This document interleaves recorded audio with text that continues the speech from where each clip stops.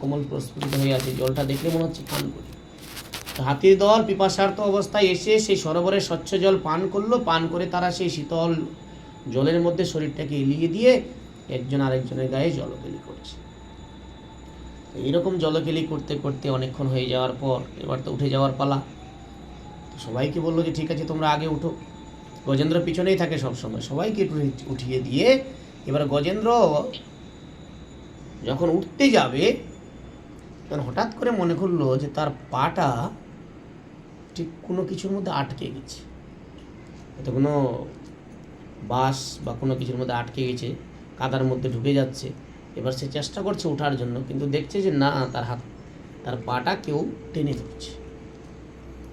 তার গায়ে তো প্রচণ্ড শক্তি, সহস্র হাতির বল। সে প্রচণ্ড পরাক্রম দিয়ে সর্বোচ্চ শক্তি প্রয়োগ করে সে সেখান থেকে উঠে যাওয়ার চেষ্টা করছে, কিন্তু পাচ্ছে না। যতই চেষ্টা করছে ততই দেখা যাচ্ছে যে তার পাটাকে টেনে বরঞ্চ তাকে আরো নিচের দিকে নামিয়ে আসছে। সে মুশকিল, সে বুঝতে পারলো যে আমার পাটা কোথাও আটকে যায়নি, আমার পাটাকেও টেনে ধরেছে। ভালো করে চেয়ে দেখলো যে একটা বিশাল কুমির, সেই সরোবরের মধ্যে একটা বিশাল কুমির ছিল। সেই কুমিরটা সে হাতিটার পাটাকে এমনভাবে কামড়ে ধরেছে যে গজেন্দ্র আর উঠার মতো দশা নেই। এবার জলের মধ্যে তো সাধারণত কুমিরের শক্তিটা বেশি হয়, ডাঙ্গায় হলে হাতির শক্তিটা বেশি হতো, কিন্তু জলের মধ্যে তো গজেন্দ্রের এইরকম সহস্র হাতির বল থাকা সত্ত্বেও সে কিন্তু শক্তি কুলিয়ে উঠতে পারছে না। বরঞ্চ সেই হাতিটা, এই কুমিরটা তাকে টেনে জলের দিকে নামিয়ে নিয়ে আসছে। এবার যখন উঠতে পারছে না তখন সবাই উঠে গেছে, বাচ্চা কাচ্চা, স্ত্রী সন্তান, নাতিপুতি যারা ছিল সবাই উঠে গেছে। সবাইকে ডেকে বলছে, এই দেখো আমার পাটা আমাকে কেউ টেনে ধরেছে, একটা কুমির টেনে ধরেছে, তোরা সবাই মিলে আমাকে ধরতো, আমাকে টেনে তোল, উপরে টেনে। এবার সব হাতিগুলো মিলে সুর দিয়ে, কেউ সুর দিয়ে হাতির গজেন্দ্রের পায়ে বেঁধেছে, কেউ সুর ধরেছে, কেউ দাঁতের মধ্যে লেপটে দিয়ে সবাই টানা শুরু করছে, উপর থেকে হাতিগুলো টানছে। গজেন্দ্র তার সর্বোচ্চ শক্তি প্রয়োগ করছে, তথাপি সেই কুমিরটার কাছ থেকে কিছুতেই বেরোতে পারছে না। মহা মুশকিল।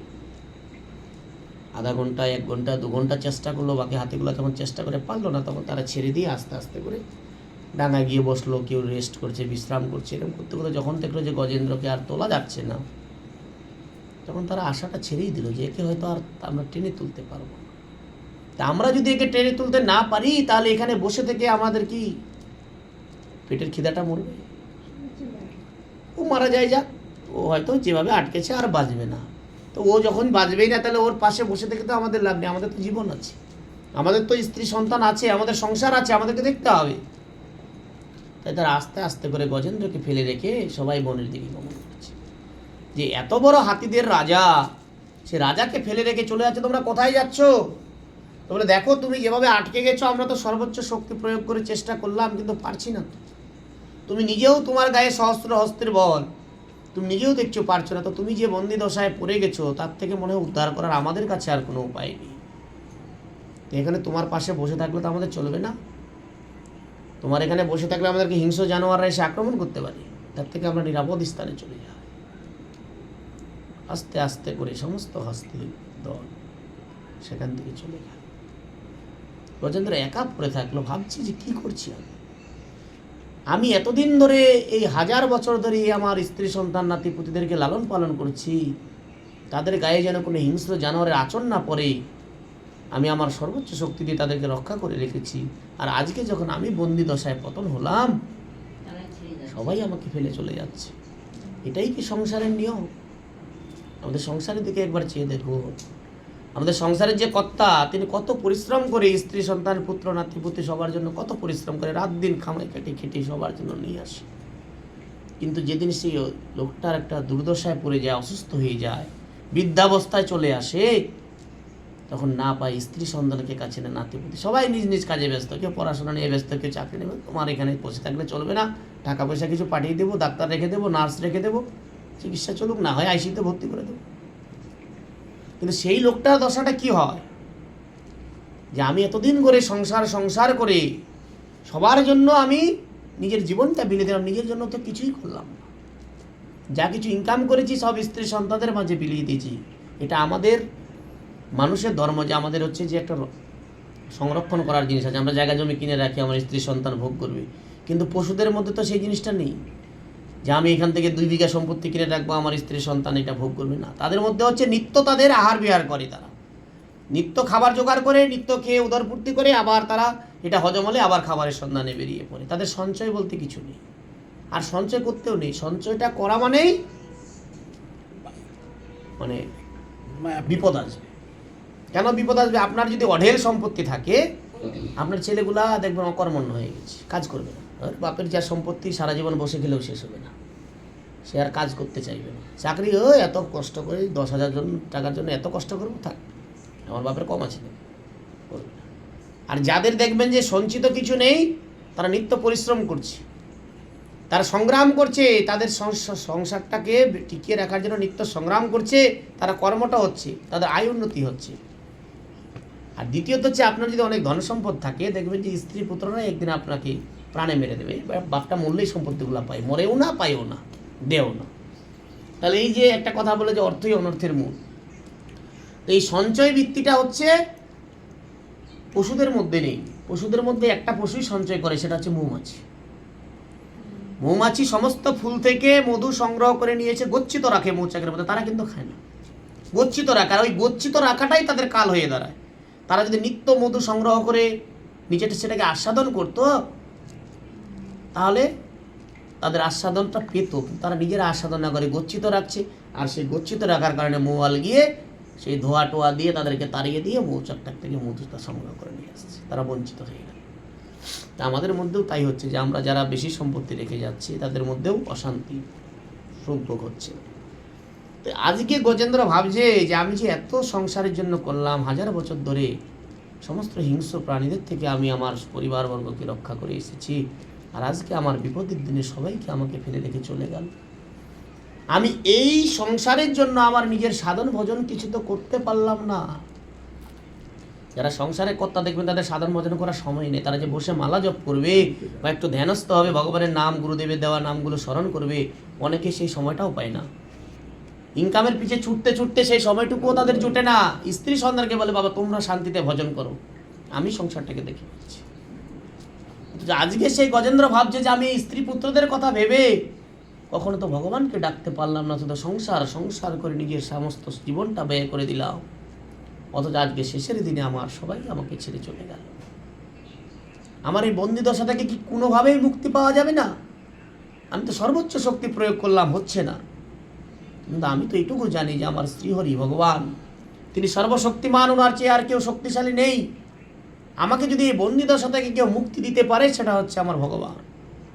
কিন্তু পেয়েছি তো মনুষ্য শরীর পাইনি, একটা পশু শরীর পেয়েছি। এই শরীরে তো ভগবানের ভজন করা যাবে না। ভজন হবে? ভজন হয় না। একমাত্র ভজনযোগ্য দেহ হচ্ছে মনুষ্য দেহ। 84 লক্ষ জীবের মধ্যে একমাত্র ভজনযোগ্য দেহ হচ্ছে মনুষ্য দেহ। এই মনুষ্য দেহটা পেয়েছি কৃষ্ণ ভজন করার জন্য। বাকি সব পশুদের আহার বিহার আছে, নিদ্রা আছে। তো মানুষও যদি সেরকম পশুদের মতো আচরণ করে আহার বিহার নিদ্রা দিয়ে সময়টাকে কাটিয়ে দেই, তাহলে তো হবে না। কারণ আমরা যে মনুষ্য শরীর ধারণ করে পৃথিবীতে এসেছি, আমাদের একটা বিশেষ উদ্দেশ্য আছে। কেন আসলাম পৃথিবীতে? যেটা কৃষ্ণ ভজিবার তরে সংসারে আইন। আমার আগমনের উদ্দেশ্যই হচ্ছে কৃষ্ণ ভজন করা। কিন্তু এখানে এসে মায়ার চক্করে পড়ে গিয়ে স্ত্রী সন্তান পুত্র বাবা মা সব আত্মীয় স্বজনের মায়ার চক্করে পড়ে ভগবানকে ভুলে গেলাম। ভগবানকে ভুলে গেলাম বলে ভগবান মায়া এসে আমাকে দুঃখ দিচ্ছে।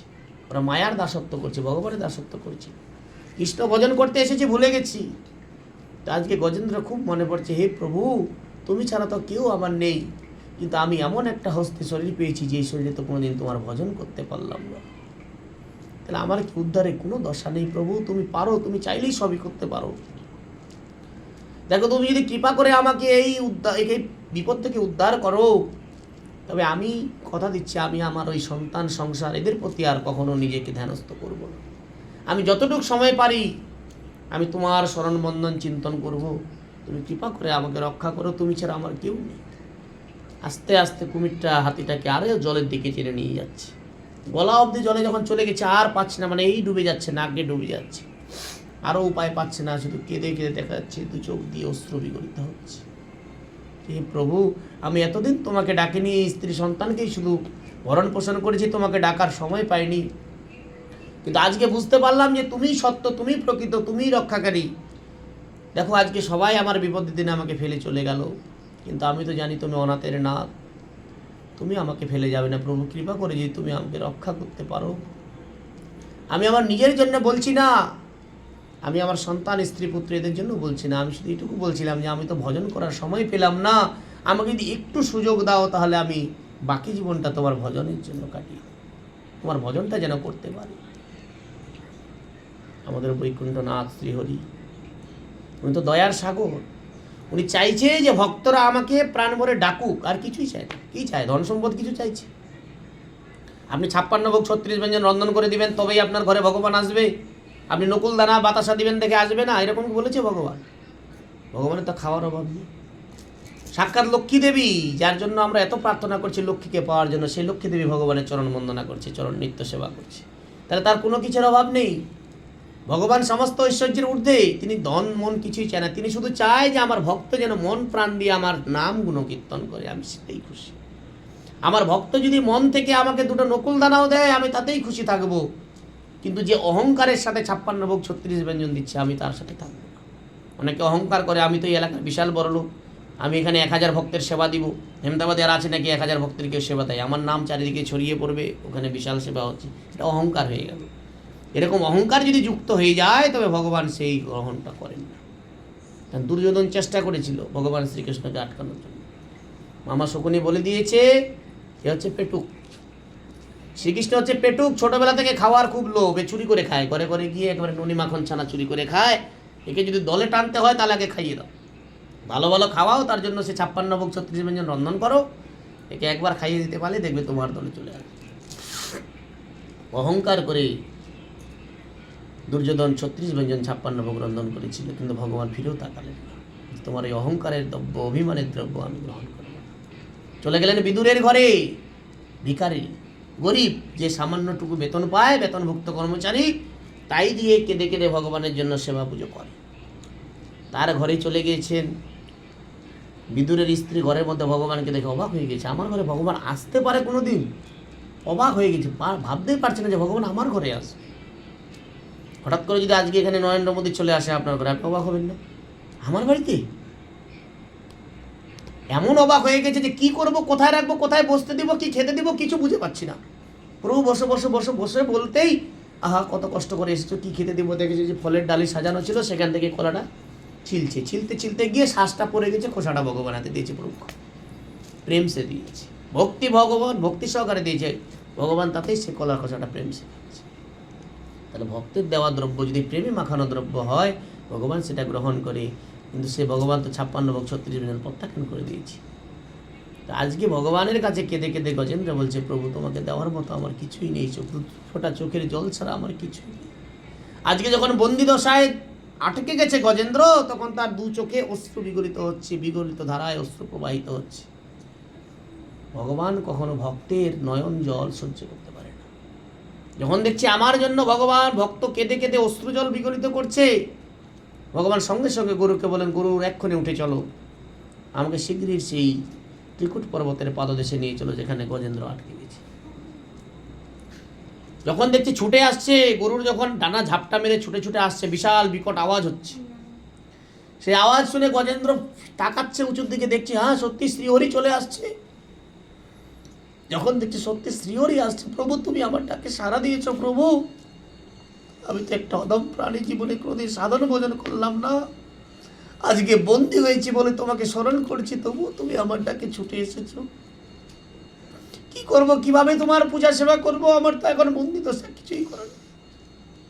প্রভু যখন কাছাকাছি চলে এসেছে, সেই সরোবর থেকে একটা জল নিয়ে সুরের মধ্যে জল দিয়ে প্রভুর চরণ বন্দন করে দিচ্ছে, জল কেলি করে দিচ্ছে, চরণ ধৌত করে দিচ্ছে, আর সেই সরোবরের মধ্যে প্রস্ফুটিত স্বর্ণ কমল একটা তুলে প্রভুর চরণে অর্পণ করেছে। তোমাকে দেওয়ার মতো আমার কিছুই নেই, তুমি আমার এই সেবাটুকু স্বীকার করে নাও। ভগবান তাতেই খুশি হয়েছে, তার এই সেবাটুকু স্বীকার করে নিয়ে এসেছে। সঙ্গে সঙ্গে এসে গরুর গজেন্দ্র সুরটাকে ধরে টেনে তুলেছে। মানে গরুর পাখির এত শক্তি, দেবরাজ ইন্দ্র পরাজিত হয়েছে। এক টান দিয়ে গজেন্দ্র যখন সুরটা ধরে টেনেছে, সেই গজেন্দ্রকে সাথে সেই কুমিরটা সমেত ডাঙায় উঠে ফেলে দিয়েছে, তুলে ফেলে দিয়েছে। ডাঙায় দেখছে যে সেই কুমিরটা এমনভাবে কামড়ে ধরেছে, তবুও ছাড়াছাড়ি নেই।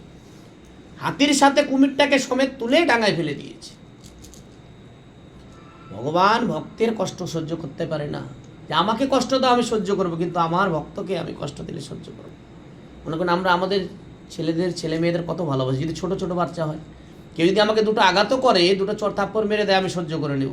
কিন্তু যদি আমার বাচ্চাটাকে কেউ মারে, সহ্য হবে? হবে না। তাই আমার ভক্তকে কামড়ে ধরেছে, তুমি এত বড় সাহস তোমার! সঙ্গে সঙ্গে ভগবান বিষ্ণু সুদর্শন চক্র ছেড়ে দিয়ে সেই সুদর্শন চক্রটা গিয়ে সেই কুমিরটাকে একেবারে 3 টুকরো করে দিয়েছে। যেই না কুমিরটাকে 3 টুকরো করেছে, সঙ্গে সঙ্গে দেখলো যে সেখান থেকে একটা দিব্য পুরুষ বের হয়ে আসলো। ভগবান অচিন্ত শক্তি দেখছে, কি ব্যাপার, আমি তো একটা কুমিরকে বধ করলাম। সুদর্শন চক্রের স্পর্শে যখন কুমিরের শরীরটাকে ছিন্ন ভিন্ন হয়ে গেল, সেই কুমির থেকে একটা দিব্য গন্ধর্ব বেরিয়ে আসে। মুশকিল হয়ে গেল, আমি বধ করলাম একটা কুমিরকে, সেখান থেকে একটা দিব্য সুদর্শন দেহধারী একটা গন্ধর্ব বেরিয়ে আসলো। কে তুমি? তোমার পরিচয় দাও। আমি তো একটা কুমিরকে বধ করেছি। বলছে, প্রভু আপনার কৃপায় আমি আজকে এখানে এসেছি, উদ্ধার হয়েছি। আমি হুহুগণ রাজা ছিলাম, গন্ধর্ব, হুহুগণ গন্ধর্ব ছিল। দেবল ঋষির অভিশাপে কুমির জনি প্রাপ্ত হয়ে গেছিলাম। দেবল ঋষি জলের মধ্যে বসে তপস্যা করত। এই হুহুগণ গন্ধর্ব এ করেছিল কি, মুনি যখন জলের মধ্যে তপস্যা করছে, এ গিয়ে পাটা কামড়ে ধরে, হাত দিয়ে ধরে টেনে মুনিকে জলের মধ্যে ফেলে দিচ্ছে। ফেলে ডুব দিয়ে লুকিয়ে যাচ্ছে। মুনি দেখছে কই, কেউ তো নেই। আবার তপস্যায় বসছে, আবার গিয়ে তার পাটা টেনে ধরছে কুমিরের মধ্যে। তো দেবল ঋষি তখন অভিশাপ দিয়েছিল যে, এই তুমি কুমিরের মতো আচরণ করছো। এই জলজ প্রাণীদের মধ্যে একমাত্র কুমির কাউকে টেনে জলের মধ্যে নিয়ে চলে যায়, তুমি তো কুমিরের মতো আচরণ করছো, তুমি কুমির জন্য প্রাপ্ত হয়ে যাও। অভিশাপ। এরকম একজন গন্ধর্ব, সুন্দর দিব্য পুরুষ সুদর্শন, দেবল ঋষি অভিশাপ দিয়ে দিল। তখন বুঝতে পারলো যে আমি তো ইয়ার্কি করছিলাম তখন, কিন্তু উনি তো ক্রোধান্বিত হয়ে আমাকে অভিশাপ দিয়ে দিয়েছে। মুনির চরণ ধরে পড়ে গেছে, হে প্রভু কৃপা করে আমাকে এই অভিশাপ থেকে আপনার অভিশাপটা ফিরিয়ে নিন। আমার ভুল হয়েছে, আমি বুঝতে পারছি আপনার সাথে আমার এরকম অপরাধ করা উচিত হয়নি। বলছে, দেখো এটা ব্রহ্ম বাক্য, এটা কখনো বিফলে যাওয়ার নয়। তাহলে প্রভু আমার উপায়? চরণ ধরে পড়ে গেছে। এবার সাধুদের মনটা খুব কোমল হয়। সে তো অভিশাপ দিয়ে দিয়েছে, কিন্তু যেহেতু কমল চরণ ধরে পড়ে গেছে, তো বলছে তোমাকে যেহেতু তোমার অনুতপ্ত হয়েছে, তুমি তোমার নিজের ভুলটা বুঝতে পেরেছো, তো কুমির জনিত তোমাকে প্রাপ্ত হতেই হবে। তোমাকে আমি এইটুকু আশীর্বাদ করতে পারি যে আজকে যেমন তুমি আমার চরণ ধরছো, তুমি কোনো এক বৈষ্ণবের চরণ ধরে থাকবে। আর যদি একমাত্র বৈষ্ণবের চরণ ধরতে পারো, তবেই তোমার উদ্ধার হবে। এমনভাবে চরণ ধরবে, জীবন চলে যায় যাক, কিন্তু চরণ ছাড়বে না। সেই চরণটাকে যদি সেভাবে বৈষ্ণবের চরণ ধরতে হবে, কিন্তু যাত্রার চরণ ধরলে হবে না। বৈষ্ণবের চরণ ধরতে পারো কামড়ে তাকে, তবেই তোমার উদ্ধার।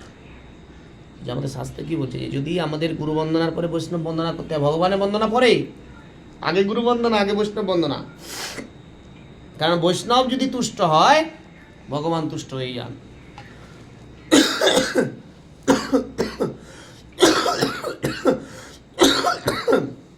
রাধে, একটু পরে ফোন দিচ্ছি, পাঠে আছি তো। এমনভাবে তুষ্ট হয়ে যান যে বৈষ্ণবের চরণ সেইভাবে ধরতে হবে। তাই এই কুমিরটা এতদিন ধরে এই সরোবরে অপেক্ষা করছিল একজন বৈষ্ণবের জন্য। অনেক প্রাণী তো এসেছে এই জলের মধ্যে, উঠেছে, অপ্সরাগণ নেমেছে, কিন্তু কারো পা ধরল না।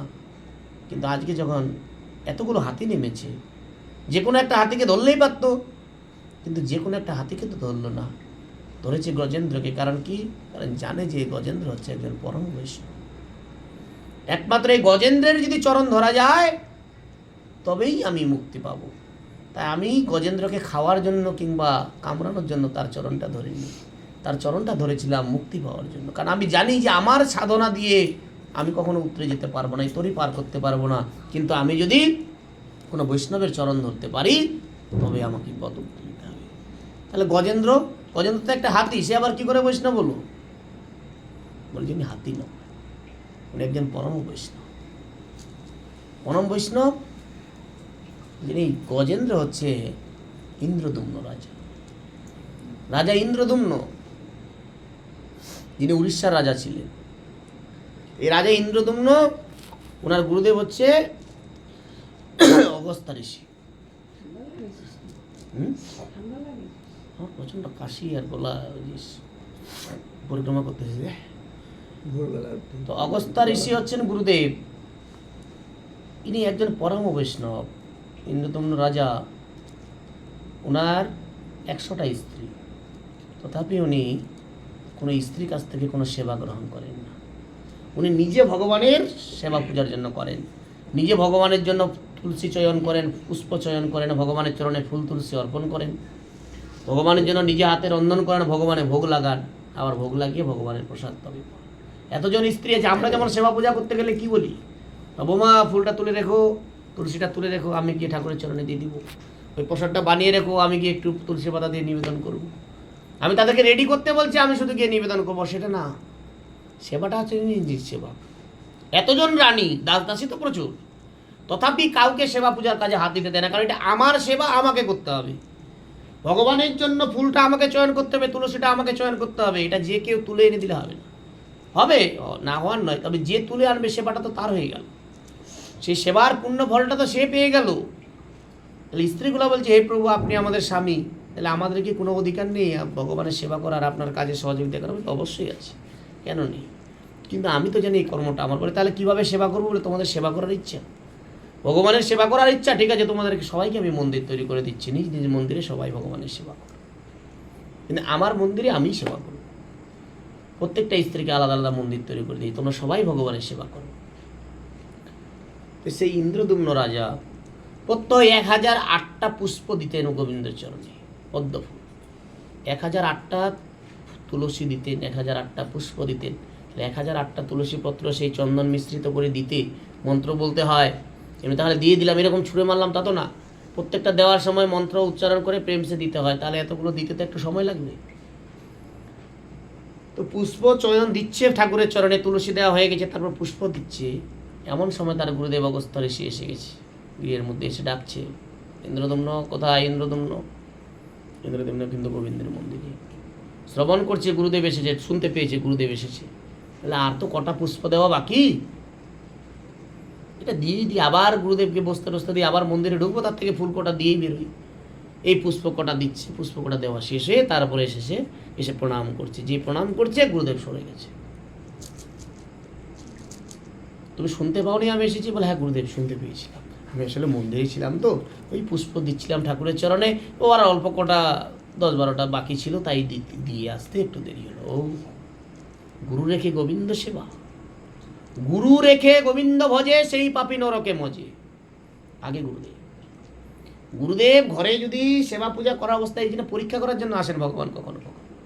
কখনো বৈষ্ণব রূপ ধারণ করে আসছে, আপনি মন্দিরে সেবা পূজা করছেন, কোনো বৈষ্ণব আপনার দ্বারে এসে ভিক্ষা চাইছে, আপনার উচিত হচ্ছে সে মন্দির থেকে বের হয়ে আগে সে বৈষ্ণবকে বিদায় করা, তাকে তুষ্ট করা, তারপরে গিয়ে গোবিন্দের পূজা করতে হবে। নচেত আপনি যদি সেই পুজো করতে ওদের চলে যাক, তো আমরা অনেক সময় বিরক্ত হয়ে যাই, এত আবার মানুষকে দেওয়া যায় নাকি। যাক, আমি বলবো যে আমি পূজার করেছিলাম, অপরাধ, বৈষ্ণব অপরাধ হয়ে যাবে।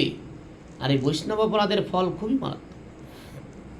তো আজকে গুরুদেবকে তুমি অবহেলা করেছো, মাথা মোটা হয়ে গেছে, মাথার মধ্যে কোনো বুদ্ধিশুদ্ধি নেই, গজহস্তি প্রাপ্ত হয়ে যাও, গজজনী প্রাপ্ত হয়ে যাও, অভিশাপ দিয়ে দিল সঙ্গে সঙ্গে। এমন একজন পরম বৈষ্ণব, যার কাছে স্বয়ং দুর্বাসা ঋষি হার মেনেছিলেন। ইন্দ্রদম্ন রাজার কাছে এই দ্বাদশীর পারণ নিয়ে একটা বিশাল কাহিনী আছে। তো সেখানে এসে দুর্বাসা ঋষি হার মেনে গেছিলেন। এত বড় একজন পরম বৈষ্ণবের কাছে গুরুদেব সামান্য একটু অপরাধ হয়েছে কি, গুরুদেবকে দাঁড় করিয়ে রেখে উনি ফুল চয়ন দিচ্ছিল ঠাকুরের চরণে, তাই গুরুদেব অগস্ত্যা ঋষি সঙ্গে সঙ্গে অভিশাপ দিয়ে দিল, গজজনী প্রাপ্ত হয়ে যাও, হস্তিজনী প্রাপ্ত হয়ে যাও। হাতির যেমন মাথাটা মোটা কিন্তু বুদ্ধিশুদ্ধি কম, তোমার সেই রকম দশা হয়ে গেছে, তোমার বুদ্ধি নেই মাথার মধ্যে। তুমি গুরুদেব এসেছে, কারণ কৃষ্ণ ভক্ত তো চতুর হয়, সে জানে আগে কোনটা করতে হয়। তুমি তথাপি রেখে গুরুদেবকে অবজ্ঞা করে তুমি গোবিন্দের চরণ সেবা করছো, গজজনী প্রাপ্ত হয়ে অভিশাপ। তো ভগবানকে বলছে, হে প্রভু আজকে যে হস্তিটাকে দেখছেন সাধারণ কোনো হস্তি নয়, এ হচ্ছে ইন্দ্রদম্ন রাজা, তার গুরুদেবের কাছে তার অপরাধ হয়েছিল বলে আজকে সে হস্তিজনী প্রাপ্ত হয়েছে। যখন সে গুরুদেবের কাছে অভিশপ্ত হলো, তখন গুরুদেবের চরণ জড়িয়ে বলছে, হে প্রভু এত বড় অভিশাপ দিবেন না, আমি বুঝতে পারছি আমার ভুল হয়েছে, আমি আমার অপরাধ স্বীকার করছি, কিন্তু আমার লঘুদণ্ডে গুরু শাস্তি হয়ে গেল। গুরুদেব ভাবলেন যে হ্যাঁ শাস্ত্রটা একটু কঠিন হলো বটে। বললো যে তুমি চিন্তা করো না, তোমাকে এই গজজনী থেকে প্রাপ্ত করার জন্য সাক্ষাৎ শ্রীহরির নেমে আসতে হবে। বৈকুণ্ঠনাথ শ্রীহরি তার বৈকুণ্ঠ থেকে তোমাকে উদ্ধার করার জন্য পৃথিবীতে নেমে আসবে। কারণ তোমার যে আগের যে পুণ্য ফল যে সঞ্চিত আছে, সে পুণ্য ফলটা তো বৃথা যাবে না। আমরা ভজন পথে চলতে গিয়ে যদি কখনো কেউ পা পিছলে যায়, তথাপি আমাদের যত ভজন করা হয়েছে সে ভজনটা সঞ্চিত থেকে যাবে, সেটা পরের জন্মে আমরা তার ফলটা প্রাপ্তি হতে পারব। তো তোমার যে এত বড় পুণ্য ফল, এত বড় একজন সাধু মহাত্মা তুমি, তোমার এই পুণ্য ফলের জন্য তোমাকে এই গজজনী থেকে প্রাপ্ত করার উদ্ধার করার জন্য সাক্ষাৎ শ্রীহরি বৈকুণ্ঠনাথ বৈকুণ্ঠ থেকে নেমে চলে আসবে। বৈকুণ্ঠ থেকে নেমে আসলেন, এসে যখন উনি বুঝতে পারেন, উনি তো অন্তর্যামী, সর্বজান্তা, সবই জানে, তথাপি উনি যাচ্ছে ভক্তের মুখে কথাগুলো শ্রবণ করার জন্য। ভগবানের কাছে কোনোটা অচিন্ত আছে কি? অজানা কিছু আছে? ওই যে ইন্দ্রদুম্ন রাজা আর এই যে দেবল ঋষির অভিশাপে হুগণ রাজা, এটা তো অভিশাপ তো জানা নেই, ভগবানের তো অজানা কিছু নেই। কিন্তু উনি চাচ্ছে যে ওরা নিজে মুখে সেই কথাগুলো বলবে ভক্তের কাছে। কেন যে একটা বলে যে মায়ের কাছে মামা বাড়ির গল্প, হ্যাঁ, তবুও মা শুনতে চায় যে আমার ছেলেটা বলুক না কী কী বলে, কী কী দেখে এসেছে মামা বাড়ি থেকে। মা তো সেই জায়গার সবই আর। তো ভগবানও চায় যে ভক্তর মুখ থেকে ভগবানের কথাগুলো বেরিয়ে আসুক। তো আজকে যখন বুঝছে যে উনি তো সাধারণ কেউ নয়, তাহলে আমি তো এসেছি যখন, তাহলে ওকে উদ্ধার করতে হবে। তাই ভগবান যখন স্পর্শ করলেন, ওই গজ এসে যখন প্রণাম করলেন ভগবানকে, ভগবান স্পর্শ করা মাত্রই সেই গজজনী থেকে মুক্তি হয়ে সঙ্গে সঙ্গে আবার ইন্দ্রদুম্ন রাজা তার নিজের পুনর্জন্ম লাভ করলেন, না পূর্বের যে রূপ সেই রূপে ফিরে আসলেন। এখানে প্রশ্ন করছে সাধু মহাত্মাগণ, সৌনকাদের ঋষিবৃন্দ, সৌনকাদের সুত গোস্বামী, যে হে মুনিগণ, ভগবান যখন আসলেন, তাহলে আগে এসে ইন্দ্রদুম্ন রাজা এত বড় ভক্ত, পরম বৈষ্ণব, তো উনি আগে এসে ইন্দ্রদুম্ন রাজাকে উদ্ধার না করে আগে উনি হুগণ রাজাকে কেন উদ্ধার করলেন? হুগণ গন্ধর্বকে কেন উদ্ধার করলেন? কারণ ভগবান যদি আসে তাহলে যে বড় ভক্ত তাকেই তো আগে কৃপা করবে, ছোটটাকে তো পরে করার কথা। সে তো একজন গন্ধর্ব, তার তো এত বড় কিছু নেই। কিন্তু এ তো হচ্ছে ইন্দ্রদুম্ন রাজা, সাক্ষাৎ পরম বৈষ্ণব, যে নিজ হস্তে ভগবানের সমস্ত কর্ম করে। তাহলে ভগবান আগে এসে সে হস্তিটাকে উদ্ধার না করে আগে কুমিরটাকে কেন উদ্ধার করে? তো বলছে দেখো, ওই কুমিরটা সাধুর চরণ ধরেছে, আর এই হাতিটা ভগবানের আরাধনা করছে। হাতিটা সরাসরি ভগবানের আরাধনা করছে, সে কিন্তু কোনো সাধুর চরণ ধরেনি। কিন্তু কুমিরটা ভগবানের আরাধনা করেনি, সে সাধুর চরণ জড়িয়ে ধরেছে, এমনভাবে জড়িয়ে ধরেছে যে ছাড়ব না। এই জন্যই বলছি যে আগে সাধু বৈষ্ণব, সাধু বৈষ্ণবের কৃপা হলে ভগবান সাক্ষাৎ তার বাক্য চেঞ্জ করতে বাধ্য হয়ে যায়, নিজের বাক্য চেঞ্জ করে ফেলেই ভগবান। ভক্ত মুখে ভক্তের বাক্য রক্ষা করার জন্য ভগবানকে যদি নিজের প্রতিজ্ঞাও ত্যাগ করতে হয় করে নেয়, কিন্তু ভক্তের মান আগে রাখে। তো উনি তো সাধুগুরুকে আগে কৃপা করেছে, সাধুগুরুকে আশ্রয় করেছে, এই জন্য ওনাকেই আগে কৃপাটা করলো ভগবান। এখান থেকে আমাদের শিক্ষণীয় বিষয়টাই যে আমাদের আগে গুরুদেব, ভগবানের আগে গুরুদেব সাধু বৈষ্ণবের চরণ বন্দন করতে হয়, পুজোটা আগে করতে হয়। এরপর ভগবান রামচন্দ্র তার সবাই বসে আছেন, তো তার পাশে গুরু বিশ্বামিত্র বসে আছেন। গুরু বিশ্বামিত্র একটু রাগী, মাথার মধ্যে প্রচণ্ড রাগ, কারণ উনি ক্ষত্রিয় ছিলেন, তো ক্ষত্রিয় থেকে ব্রাহ্মণ হয়েছেন, তাই ক্ষত্রিয়ের যে রাগের স্বভাবটা এটা যায়নি। তো সেই জায়গা থেকে সব রাজাগণ আসছেন, যখন উনি রাবণের কাছ থেকে মাতা সীতাকে উদ্ধার করে নিয়ে আসলেন, এখন ওনার পুনরায় সবাই হবে। তো সেইখানে এসে সবাই প্রণাম করছে, ভগবান রামচন্দ্রকে প্রণাম করছে, পাশে তার গুরুদেব তাকেও প্রণাম করছে। তো দেবর্ষি নারদ ভাবছে যে দেখুন সাক্ষাৎ ভগবান, ভগবানের পাশে তার গুরুদেব বসে আছে, তার এত মহিমা যে ভগবানকে প্রণাম করছে, তাকেও প্রণাম করতে হবে। এই রাজাগুলো যখন আসছে, এক রাজাকে বললো, বাবা একটা কাজ করো, শোনো একটা কথা বলি, তুমি ওখানে গিয়ে ভগবান রামচন্দ্রকে প্রণাম করবে, তো ভগবান ওনাকে প্রণাম করবে, ওনার গুরুদেবকে প্রণাম করার দরকার নেই। কেন করতে হবে ওনার গুরুদেবকে প্রণাম? ওনার গুরুদেব, তোমার গুরুদেব তো না। হ্যাঁ বলে, হ্যাঁ ঠিকই তো, তুমি যাবে সোজা গিয়ে রাজা রামচন্দ্রকে প্রণাম করে ভিতরে চলে যাবে। ঠিক আছে, গিয়ে রাজা রামচন্দ্রকে প্রণাম করেছে, প্রণাম করে গুরুদেবকে আর প্রণাম করে না, সাক্ষাৎ ভিতরে চলে যাচ্ছে। এইবার তো রাজা মুনি বিশ্বামিত্র প্রধান্বিত হয়ে গেছেন, এত বড় স্পর্ধা, সাক্ষাৎ ভগবানের গুরুদেব আমি, আর আমাকে প্রণাম করে সে ভিতরে চলে গেল। রাম, তোমার সামনে আমার এত বড় অপমান হচ্ছে, তুমি দেখতে পাচ্ছ? বলে হ্যাঁ প্রভু দেখলাম তো, সে তো দেখছো আমাকে প্রণাম করলো না। বলে হ্যাঁ তাই তো দেখলাম, আপনাকে প্রণাম করলো না। তুমি এর একটা শাস্তির বিধান করো, এর কঠোর শাস্তি হওয়া চাই। আচ্ছা গুরুদেব, আজকে তো আমাদের এই আনন্দের দিন, এটা না হয় পরে করব, আজকে আনন্দ উৎসবটা বেরিয়ে যাক, ওরা আমি বিচার করব। বিচার শুধু করলে হবে না, তুমি ওকে কথা দাও, ওকে তুমি প্রাণে বধ করবে। এই গুরু বাক্য, এদিকে ভক্ত, কি করবে? বাধ্য হয়ে কথা দিল, ঠিক আছে গুরুদেব আমি কথা দিলাম, অনুষ্ঠানগুলো পেরোক, আমি ওকে প্রাণে মারব। আর রামচন্দ্র তো মুখ দিয়ে যা বলে সেটা তো আর রক্ষা করে না। এইবার তো যে রাজা শুনে ফেলেছে যে ভগবান রামচন্দ্র প্রতিজ্ঞা করেছে যে অনুষ্ঠান পার হয়ে গেলে তাকে প্রাণে মারবে, বলে আমি কি করলাম? দেবর্ষি নারদের কথা শুনে তো আমি গুরুদেবকে প্রণাম করলাম না, প্রণামটা করলেই তো আমার জীবনটা বেঁচে যেত। দৌড়ে ছুটে গিয়েছে দেবর্ষি নারদের কাছে যে আপনি আমাকে এগুলো শিখিয়ে দিয়েছেন, আপনার কথা শুনে তো আমার জীবনটা আজকে বিপর্যয়, আপনি আমাকে রক্ষা করুন। দেবর্ষি ভাবছে ঠিকই তো, আমার কথাই তো হয়েছে, তাই কাজে রক্ষার ভারটাও আমারও, ঠিক আছে তুমি চিন্তা করো না, আমি দেখছি। ছুটে চলে গেছে হনুমানের কাছে। হনুমানের মাতা হনুমানের মায়ের কাছে চলে গেছে, মায়ের কাছে গিয়ে বলছে মা হনুমান কোথায়? বলে হনুমান তো নেই, বাইরে গেছে। বলে তোমার কাছে একটা প্রার্থনা নিয়ে এসেছি, তোমাকে একে রক্ষা করতে হবে। কি করে রক্ষা করবো? কেন, কি হয়েছে? বলে কোনো কিছু শোনার দরকার নেই, পরে সবই বলছি, আগে কথা দাও তুমি একে প্রাণে রক্ষা করবে, কথা দাও একে রক্ষা করবে তুমি। তো বলে ঠিক আছে কথা দিলাম, একে আমি রক্ষা করবো। কি হয়েছে? বলে যে হনুমান একে রক্ষা করতে পারবে, এরকম এরকম একটা ঘটনা হয়েছে, সামান্য ঘটনাতে ভগবান রামচন্দ্র প্রতিজ্ঞা করেছে একে প্রাণে মারবে। তো হনুমান যখন আসলেন, হনুমানের মা তার কাছে অঞ্জনার কাছে এসে যখন শুনলেন, মা অঞ্জনা বলছে হনুমান তোকে একটা কাজ করতে হবে পুত্র। কী কাজ? তুই কথাতে করবি তো? বলে কী করতে হবে বলো মা, তুমি মা, তোমার আজ্ঞা আমি পালন করবো না? তুমি কথা দাও যে এই রাজার প্রাণ তুমি রক্ষা করবে, আমাকে কথা দাও। তো হনুমান কথা দিল, ঠিক আছে মা আমি কথা দিলাম, আমার জীবন থাকতে এর প্রাণ কেউ নিতে পারবে না, সাক্ষাৎ ভগবান আসলেও আমি সামনে দাঁড়িয়ে যাব। তারপরে ঘটনাটা বললো যে এরকম ব্যাপার, সেই রাজপ্রাসাদে ঢুকতে গিয়ে ভগবানকে প্রণাম করেছি কিন্তু গুরুদেবকে প্রণাম করা হয়নি।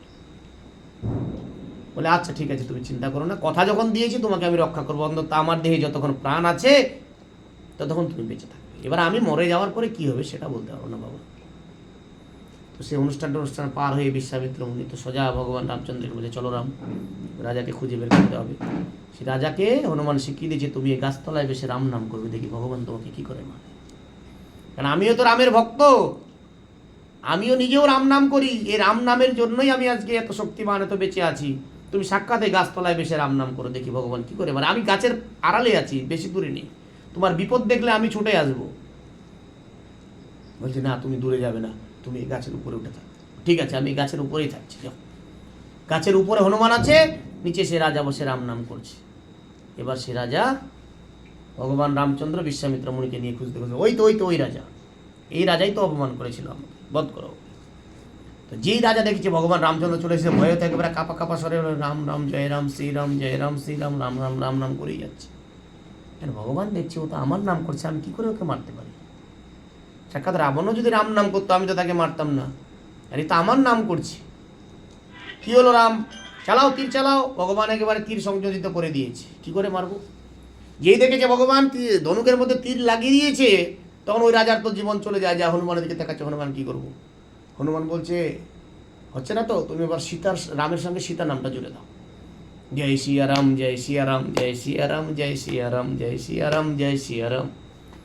এবার শ্রীরাম সীতারাম সীতারাম যখন করছি, তখন তো রামচন্দ্র আটকে দিয়েছে যে আমার নাম একা করছিল, এ তো আমার ভক্তের চেয়ে তো মাতা জানকীরও ভক্ত, তাহলে একে আমি কি করে মার?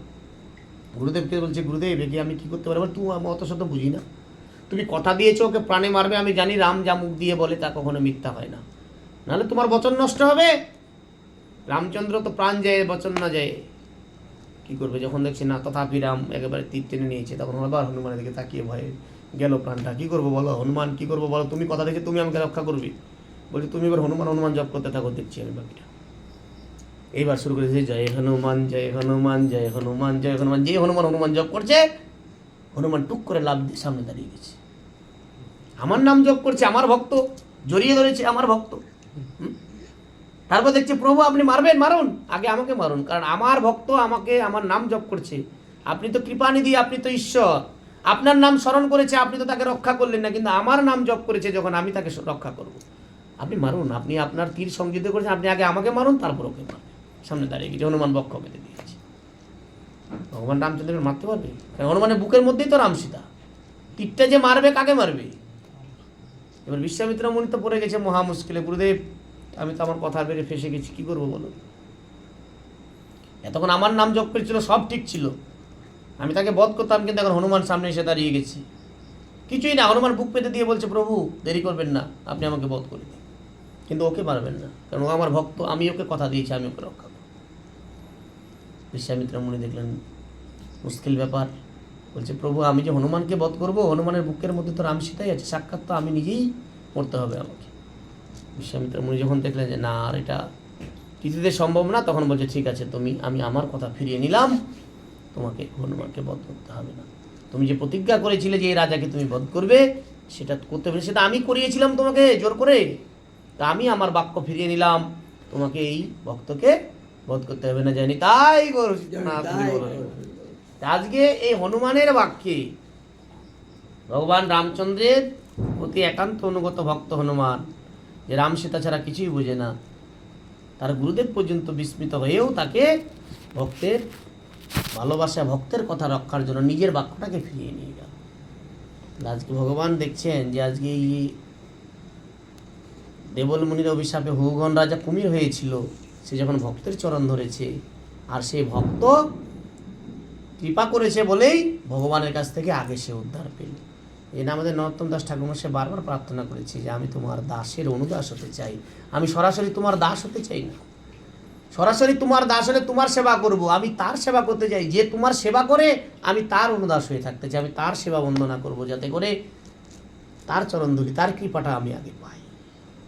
ঠাকুরমশাই দেখেন না, প্রত্যেকটা কীর্তনের মধ্যে দেখবেন যে আমি তোমার শ্রীকৃষ্ণ চৈতন্য প্রভুর দাসের অনুদাস, দাসের দাসের দাসের অনুদাস, সেবা অবিলাস করে নরোত্তম দাস। দাসের অনুদাস হওয়ার জন্য ভগবানের কাছে প্রার্থনা করছে, প্রভু তোমার আমাকে সেবক বানিও না, তোমার যারা সেবক তার সেবা করার সুযোগ দিও। তাহলে প্রার্থনাটাই এই জন্য আজকে দেখেন ভক্ত, আজকে গজেন্দ্র মোক্ষ লীলা, এই লীলা যদি আমাদের এখন দামোদর মাস চলছে, দামোদর মাসে গজেন্দ্র মোক্ষ লীলা শ্রবণ করলে তাদের আর কখনো পুনর্জন্ম হয় না। জানি তাই গৌর হরি বল। আজকে গজেন্দ্র উদ্ধার পেয়ে গেল, সেই সঙ্গে সেই কুমিরটাও উদ্ধার পেয়ে গেল, ভগবানের কৃপা প্রাপ্ত হলো। তো আজকে ভগবান এই অধ্যায়ের শেষে বলেই দিয়েছে যে যারা এই করবে, এই যে ইতাদৃশ ঋষিকেশ প্রজ্ঞায় জল জলোত্তম হর্ষয়নি বুধানি কর্মারুহ খগাদীপম। বলছে যে ভগবান শ্রীকৃষ্ণ এই বলে তার অনুকম সংঘ পাঞ্চজন্য নিনাদ দ্বারা দেবতা দান করে গরুর আরোহ হয়ে প্রত্যাবর্তন করলেন। তিনি বলে দিলেন যে যে ভক্ত এই গজেন্দ্র মোক্ষ লীলা পাঠ করবে, বিশেষ করে দামোদর মাসে, তার আর কখনো পুনর্জন্ম হবে না। যারা পাঠ করবে, যারা শ্রবণ করবে, তাহলে আজকে দামোদরের কৃপা হোক। এখন দামোদর ব্রত চলছে, দাদা দামোদর যেন কৃপা করে যে এইভাবে গজেন্দ্রকে ভগবান শ্রীহরি উদ্ধার করেছেন। আমরা কে কোন পাপে পরিপূর্ণ জানি না, ভগবান যেন আমাদের সমস্ত পাপ তাপ ক্ষমা করে আমাদের এই মানব দেহটা থেকে আমাদের যেন ভগবানের ভজনশীল দেহ হয়ে আমাদেরকে যেতে পারি, তার কৃপা করে। ভাগবতের আজকে আমরা এখানে বিশ্রাম দিচ্ছি। যদি কোনো ভুল ত্রুটি হয়ে থাকে, আপনার একটু সুন্দর